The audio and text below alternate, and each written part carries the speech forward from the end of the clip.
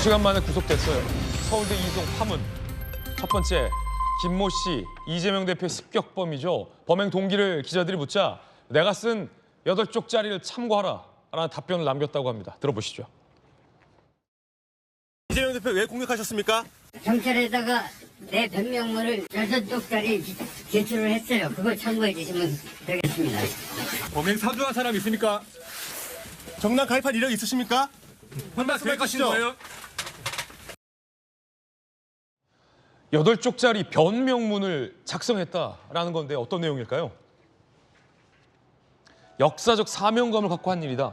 그러니까 일종의 범행이 확신범이다라는 생각이 드는 대목인데 역사적 사명감을 갖고 한 일이다라는 내용이 8쪽 문서에 포함되어 있는 것으로 전해지고 있습니다. 이 범인은 구치소에서도 아주 태연한 모습을 보이고 있다고 합니다. 식사도 잘하고요. 삼국지를 읽고 있다고 합니다. 삼국지. 제공되는 식사 챙김에 별다른 동요가 없는 상태다. 그러니까 나는 나의 일을 한 거다. 이런 모습이 보이고 있다는 건데 검사 출신의 김광선 변호사님 어떻게 보십니까? 이런 종류의 범죄인을 우리가 확신범이라는 얘기를 많이 하죠. 본인의 범행에 있어서 확신에 차 있는 상태. 그렇죠. 이제 어떤 정치인 신념에 의해서 네. 내가 역사적 사명감을 가지고 할 일을 했다. 그러니까 나는 추후도 나의 그 어떤 범죄 행위에 대해서 반성하거나 네. 잘못됐다고 생각하지 않는 거예요. 그리고 지금 8쪽짜리 변명문. 근데 우리가 이제 처음에 언론 보도가 됐을 때는 이제 반성문을 변명문을 잘못한 게 아니냐 그런 언론 보도가 나왔는데 예. 이 사람 입장은 반성할 이유가 없어요. 왜냐하면 자기는 사명감을 가지고 했기 때문에. 그래서 아마 그 변명문은 실제로 따져보면 아마 입장문 정도 될 겁니다. 입장문. 내가 이런 범행을 왜 했는지 그리고 이재명 대표에 대한 자기의 생각 이런 것들이 아마 뭐 적혀 있을 거고 자기의 어떤 범죄 자체를 합리화하는 그런 뭐 내용이 줄을 이룰 것이라고 저는 보는데 예. 근데 또 상당히 또 그 구치소에 들어가서 그러니까 유치원에 들어가서 이제 책을 달라고 했는데 삼국지 달라고 했다는 거 아니에요? 삼국지요.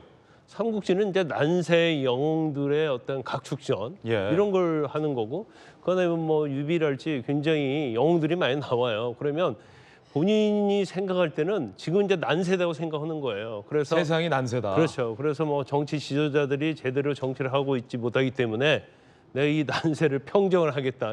그런 뭐 어떤 잘못된 생각을 가지고 있다가 본인이 적어도 삼국지의 어느 한 영웅으로 생각한 것 같아요. 그래서 나는 영웅적 행위를 했다. 예. 근데 그러다 보니까 심리의 동요가 없어요. 유치장 들어가도 근데 여기서 빨리 나가야지. 그러려면 어떻게 해야 돼요? 반성을 하고 뭔가 사죄하고 그럴 필요가 없는 거예요. 예. 내가 교도소를 들어가서 형을 아무리 많이 받는다 하더라도 이것은 뭐 영웅에 있으니 당연히 있어야 할 예. 일이고 뭐 꿋꿋하게 나는 이걸 견딜 수 있어. 그런 이제 정치적 신념에 대한 확신을 갖고 있기 때문에 동요가 없는 것이다 이렇게 봅니다. 그렇군요. 삼국지다. 본인을 영웅시하고 있는 것 같다라는 심리 분석까지 검사 출신 김광선 변호사님 분석해주고 계신데 김영주님 삼국지 보셨습니까? 봤죠. 예. 예. 삼국지를 읽는다. 이거 어떤 의미일까요?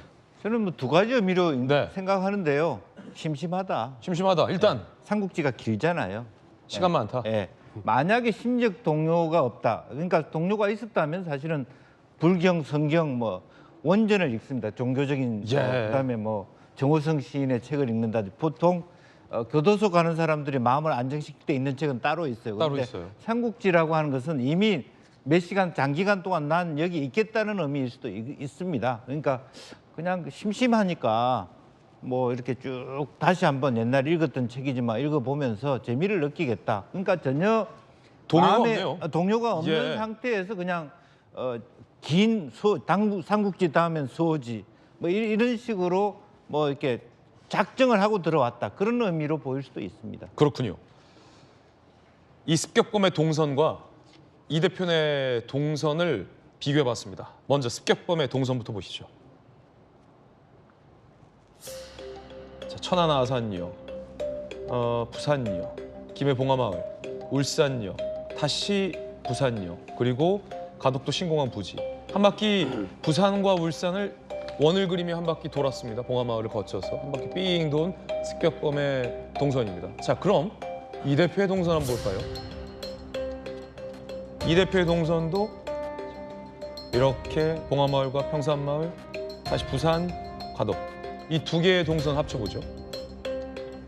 정확하게 이 대표의 동선과 이 습격범의 동선이 같은 범주 내에서 일치하고 있다라는 것이 확인이 됩니다.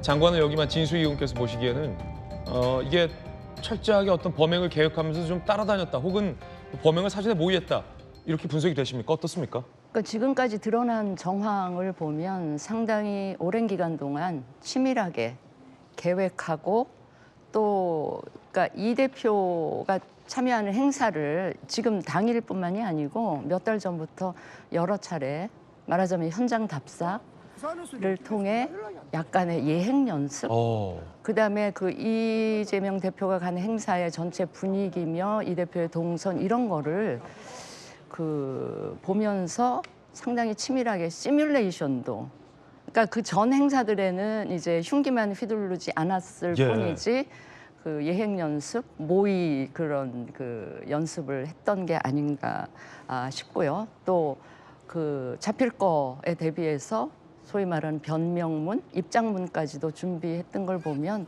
상당히 치밀하게 오래전부터 준비된 그런 범행이라고 생각을 합니다. 그런데 지금 드러난 이 계획된 오랫동안 계획된 범죄라고 해서 저 사람 한 사람에게만 당연히 이제 상응하는 처벌을 받아야 되겠지만 저는 저걸 보면서 우리 정치권 전체가 뭐 최근에 이제 나중에 이야기 또 되겠지만 배후 논쟁이 또 뒤따르지 않을까 싶은데 정치권 전체가 배후가 아닌가 하는 저도 정치권에 몸담고 있는 사람으로서 좀 그런 자성을 좀 해봅니다. 그렇군요. 잠시 후에 그 얘기도 좀 나눠보겠습니다.